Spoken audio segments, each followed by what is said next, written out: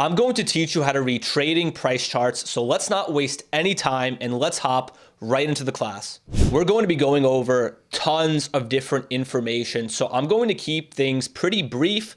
Otherwise, this would be a 3 to 4 hour video. I want to keep it under 20 minutes.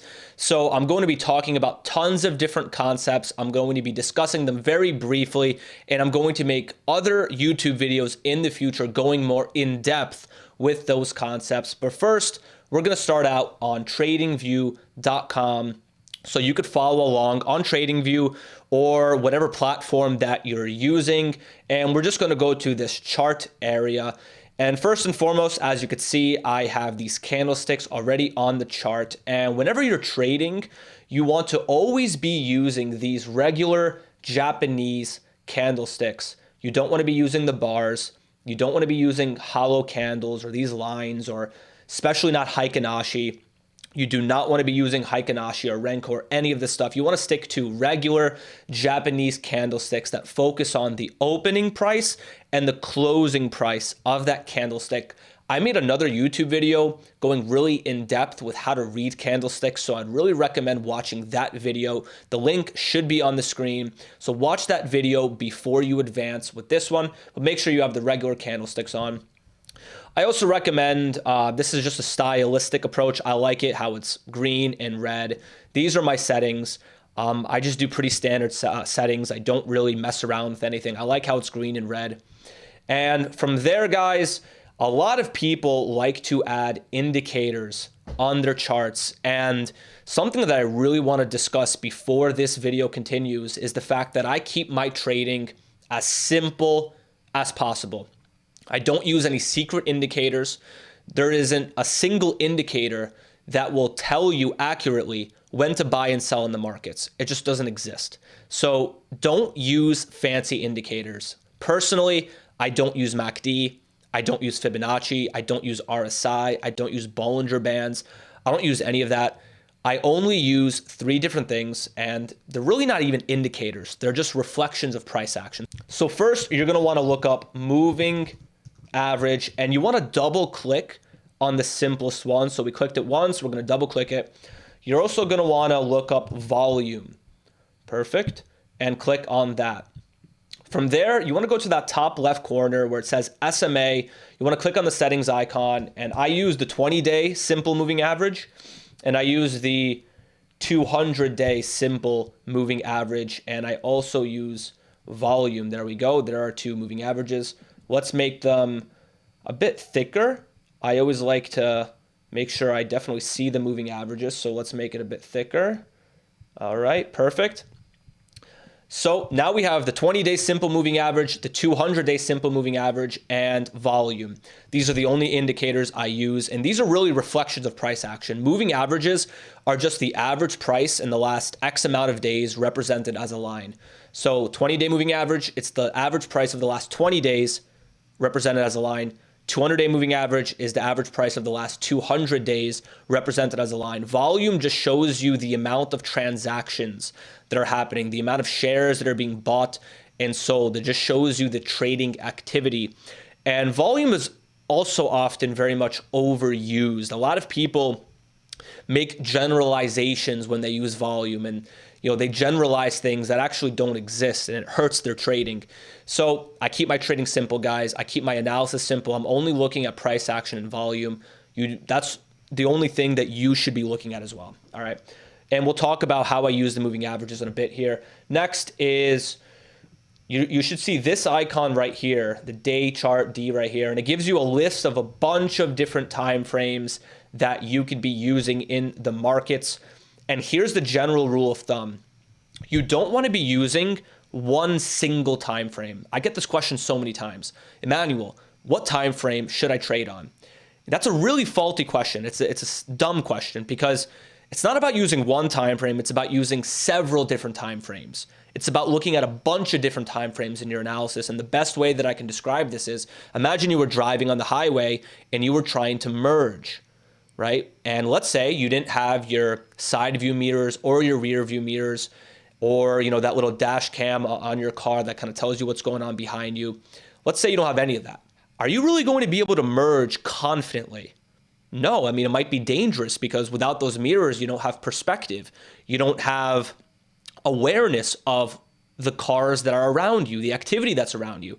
Same thing applies for trading. If you're only using one time frame, you're kind of trading without awareness, without a greater overall perspective of what's going on. You're basically trading without mirrors, side view or rear view mirrors.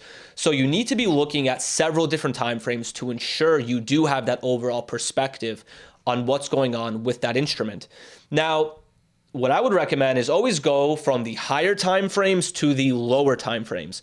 So I always even like to start with the weekly chart. And I think the best way to kind of do a chart analysis is to literally analyze something together. So let's look at XAU USD, which is gold. That's just gold. A lot of people always ask me for gold. So let's see what's going on. First and foremost, we had the rising 20-day moving average right here. And this is a great example of why I use the 20. Whenever you're in an uptrend and the 20-day moving average is under price and trending higher, price tends to respect it and retrace back to it. So it's really great for trending markets. The 20-day simple moving average is only really useful in trending markets. So whenever there's an uptrend or a downtrend, I'm always referring to the 20-day moving average across several different time frames. It is an excellent, excellent tool. We'll see more examples of it, but here you go. We move up. We have the rising 20 under price trending higher. We retrace right back to it, and boom, we get a move higher. So I use the 20-day moving average for my strategies. I use it to kind of you could call it confirmation, but I use it with my strategies to kind of make my strategies more effective. Okay. From there, we moved up and we dropped, we retraced, and we actually retraced right to now it was starting to kind of curl over price, starting to decline, the 20-day moving average. And right here was a better example of it, where we retraced right to it. We started to move down. Again, we tried to hit it with this doji bar. We tried to move up, we failed, and that's when we had a huge drop lower. That huge drop lower was right into the 200-day moving average, and the 200-day moving average tends to act as support, or it can act as resistance, kind of like a floor or a ceiling. So that's how I use it. It works for me as support and resistance. So in this case, it acted as support. We dropped right to the 200. Not only that, we also dropped right into the previous support area, which was a previous pivot, right? This is a pivot. We move down, then we moved up. That is a pivot point. So if a pivot point can act as support or resistance, depending on what you're looking at. Also right here, this is an area where we dropped, we went up. This is a pivot point. This is also overlapping candles, right? Where you get kind of like this. You get red, then green, then green, then red, then green, then red, then green. You see how they're overlapping? It's almost kind of like consolidating in this area. That could also act as support and resistance. So in this case, we dropped right into the previous support on the weekly chart, also the 200-day moving average. So we're in a ton of support, and this is a pretty hefty drop compared to the other candlesticks. So from there, I have a pretty good idea, and actually we bounced from it, but I have a pretty good idea of what's going on in the weekly. We were bearish overall, and then we seem to have bounced higher. Now it's a little bit inconclusive what we're doing, so we still have to wait for a bit more information. But let's go to that daily chart and maybe see how we could have capitalized on that move higher. And I'm going to turn volume off just for now. So as you can see, this was the area of support that we dropped into. You could see that the area of support is right here on the lower time frames. And looking at the most recent price action on gold, well, we move up, we fail, we move up again, and we kind of have this double top here. And this double top kind of gives us some information, right? This is kind of a resistance area now. Not only that, if you guys could see with this candlestick right here, let me kind of circle it for you guys. This is called a topping tail. A topping tail suggests that the sellers have taken control of price. So we attempted to break out, challenge this resistance, and led to a topping tail. The sellers took control. All of a sudden, I could see that 20-day moving average starting to point lower and start to decline. That's interesting. And all of a sudden, we begin to break down. Now, this right here was actually a really excellent buy opportunity. And the reason for that is, notice how we printed a pretty nice move lower from that 20-day moving average, but notice how we accelerated from it. It wasn't just a red bar, then a green bar, then a red bar, then a green bar. It was a pretty, we accelerated, right? You could see the extension. And when I say accelerated, I mean the bars started becoming bigger and bigger and bigger from that 20-day moving average. And you could see that price was, there was a sizable distance between price and the 20-day moving average. That is one sign that we might see a reversal. It's not the only sign, but that's one sign. And then from there, we started to kind of consolidate down here. We had a couple of doji bars. Doji bars tend to be really great reversal candlesticks or really great entry candlesticks to hop into a trade. That's what we got. And note, we were also into support on the weekly chart. So we were into support. We had acceleration from the 20. We had extension, all things that point to a reversal. And from there, the entry here, and I actually called this in one of my TikTok lives. I was literally analyzing this and I said, hey, gold looks higher over these doji bars. I didn't get into gold. I'm personally not a gold trader. I don't trade gold. I only really trade stocks. But as you could see here, our entry point would have been right here, right over that doji candlestick, and the stop loss would be right below it, okay, as a reversal setup. And typically, guys, I don't go for reversals. I like to play with the trend, but here's just an example of a reversal setup. I picked a random, instrument to analyze here and to kind of do this chart analysis here. So, and it actually works really, really nicely. Another thing that's really important, whenever you have a move like this, I call it a climactic move, or you can also call it exhaustion, right? We have this extension from the 20. You could think of it as it's exhausted. There's not going to be much selling after this because of that acceleration and extension. That usually the first sell setup, and a sell setup is whenever you get a retracement back to that declining 20, and you would go for it short here. So this was technically a sell setup that never really triggered, right? Where you get a move down, you retrace to the declining 20, and then this would be a sell setup right at that 20-day moving average. But through my experience, whenever you get a move like this, which is climactic, harsh acceleration from the 20, the first sell setup usually fails. That's exactly what happened. And not only did it fail, it failed in dramatic fashion, where we actually made another really large move higher right to this flat 200-day moving average, which is now acting as a resistance area. Okay, this is just one example. Another example of that 20-day moving average is right here. And this, I just picked kind of randomly gold. The 20-day moving average works really on any time frame for any instrument. So you want to be using it in all your time frames. And the key is to look at several different time frames. So right here, we move up, we retrace, we retest the 20, we retest the 20. I mean, we keep retesting the 20, and you can see how well price is actually respecting that 20-day moving average on the way up. And that's exactly why I use it. So here's just an idea of how I analyze charts. I keep it really, really simple. I always look at the higher time frames and I try to figure out where is my support, where is my resistance, what is the overall trend, what's the overall perspective of that instrument. Then I go to the lower time frames and I do the same thing. I see what the trend is and is there a trading setup. In this case, there was a reversal setup that we could have taken advantage of, and that a lot of the people who actually listened to this call from me took advantage of. Another thing is after the daily chart, let's say even here, you like this entry, but you want to find a more precise entry, then you go to the lower time frames. You go to the 4-hour chart. If you're day trading, then you're going to want to go to the hourly chart or the 15-minute chart or the 5-minute chart. And sometimes if you're trading stocks in the morning, you're going to go to the 1-minute or 2-minute charts. It's all about looking at several different time frames, establishing what the trend is, what's going on, is there a setup? Now, I really want to quickly talk about what do I mean by setup. And what I mean by setup is purely trading strategies. And a lot of people really overcomplicate this.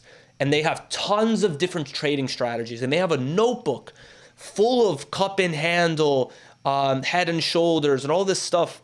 And they just really overcomplicate it. I know I've seen on TikTok or Instagram advertisements like trading notebooks that give you different patterns, and they don't work. And the reason they don't work is that, number one, a lot of traders think that they could trade those patterns in a vacuum. That what I mean by that is they just see that pattern on whatever time frame and they just trade it. That's really wrong, right? It's not about the pattern. It's about the overall context of what's happening. I'm not saying head and shoulders doesn't necessarily work. In certain cases, it does work. But it's important to look at the overall picture and look at several different time frames. Look at what the overall trend is. How are the moving averages looking? Are we extended, right? Do we have a sustainable uptrend? They ignore all those factors. They just see a strategy on the chart. Doesn't matter what time frame. They trade it and they lose money. But all of those strategies, the point that I'm trying to make here, all of those strategies are really derived from two setups. And that's what we're going to be talking about. Whenever you have a really large move to the upside or a really large move to the downside, doesn't matter if it's a stock, crypto, forex pair, it doesn't matter what instrument we're looking at. Whenever we have a move up or down that's sizable, we need to have a correction that occurs afterwards. The market's always correct, okay? It's fundamental.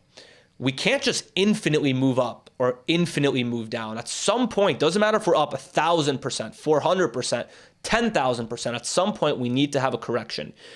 And as traders, we can capitalize on that correction. And most of the time, you're gonna wanna be playing with the trend. And these corrections happen during trends. So our job as traders, especially if you're playing with the trend, is to find what the trend is, understand if it's going to continue higher, and then try to get into that trend through the setups that I'm about to show you. And the two ways that we can correct is one, if we have a move up, it's through a base, okay? So we're correcting through time. It's a consolidation. So basically we move up and we just chill at the top. You could think of it like that. That's the easy way of looking at it. The next way we can correct is we move up and we correct through price action itself in the form of a pullback. Now, both of these setups present us with really interesting opportunities, okay? And my job, these are really the only two setups I play. Every single setup that really exists in the market, aside from a reversal setup, are derived from these two types of corrections. We move up, we consolidate at the highs, and from there, your goal is to play the breakout higher. From here, your goal is to buy the dip, catch it here, ride the move higher, ride the trend higher. Now, 95% of traders perform these two strategies incorrectly because they don't know what qualities to look for.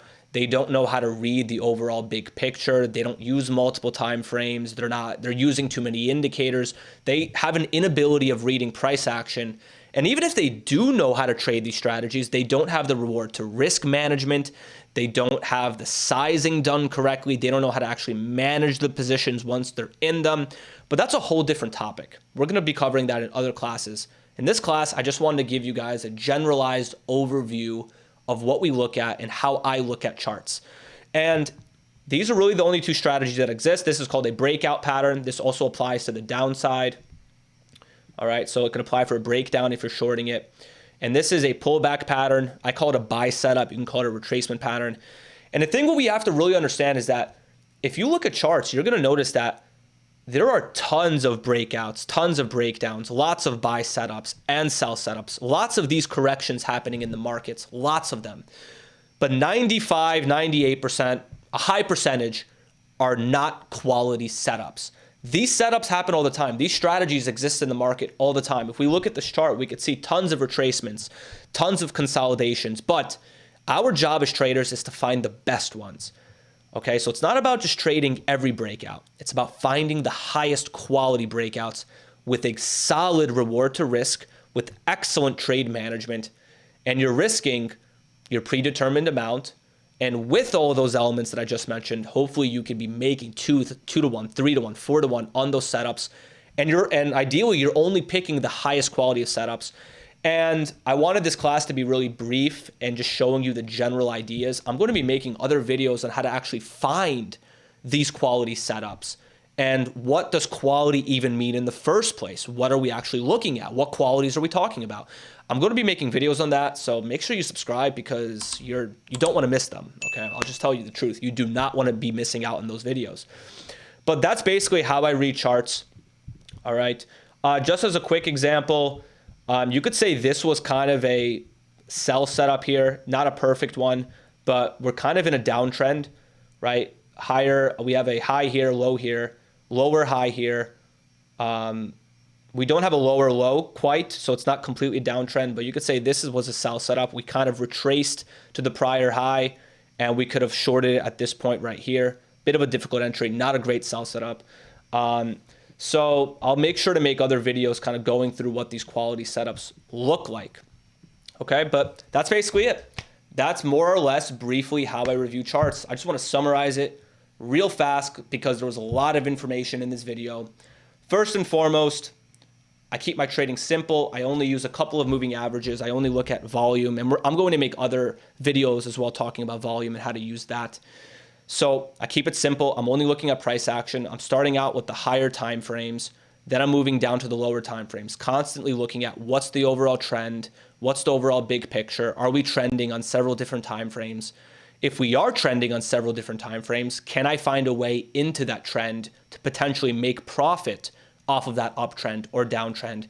From there, I'm looking at those trading setups, those corrections that I'm talking about, and I'm trying to find high reward to risk quality setups within those trends, right? And sometimes I get into the trend off the daily chart. Sometimes it's off the 1 hour chart. Sometimes it's off the 15-minute, 5-minute, or even 1-minute charts if I'm day trading. And it's all about trying to find these quality setups in the markets and looking at the overall big picture, not focusing on fancy indicators and only looking at price action. Look at what the candlesticks are telling you. And that's basically the big picture of what I do. It's also looking at order flow. So not only looking at the charts and what the price action the charts are telling you, but it's also looking at the orders that are being executed from a minute to minute, even second by second basis, and reading level 2 or time in sales or depth of market. Those are all really, really critical as well. And that's kind of like a brief overview. I don't want to overwhelm you. This video is probably longer than I wanted it to be, but hopefully that gives you some insight on how I look at charts, what I do, and I'm going to be making other videos explaining every single one of those aspects. And also, you guys do not want to be missing out on the Trading University that's going to drop.